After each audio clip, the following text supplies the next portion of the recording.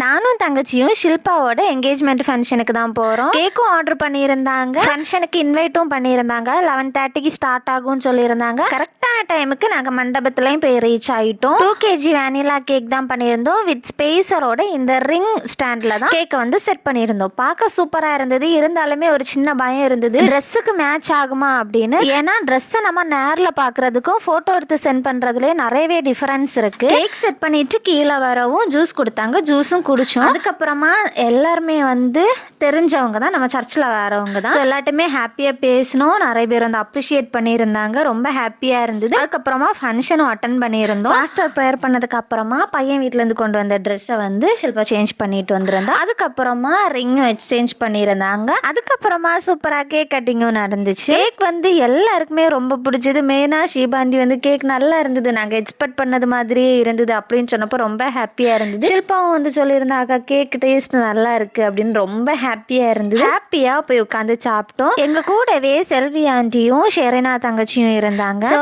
நல்லா சாப்பிட்டுட்டு நாங்கள் வந்து ஒரு ஜஸ்ட் சும்மா ஒரு செல்ஃபி வீடியோ எடுத்துட்டு கிளம்புறோம் காய்ஸ். நடந்து தான் போக போகிறோம். இந்த ஸ்டாண்ட் வந்து வெயிட் இருக்காது அப்படின்னு நினச்சோம், ஆனால் நினச்சதை விட ரொம்ப வெயிட்டாக இருந்தது. வீட்டுக்கு வார வழியிலே கொஞ்சம் ஆராய்ச்சி எல்லாம் பண்ணிட்டு தான் வந்தோம். ஏற்கனவே நம்ம கடையிலேருந்து வாங்குற ஜிப்சம் நம்ம இந்த வழியில எல்லாம் நிற்கிற இந்த பூ வந்து ஒன்று மாதிரி இருந்தது. அப்படி ஆராய்ச்சி எல்லாம் பண்ணிட்டு சேஃபாக வீட்டுக்கும் வந்துட்டோம்.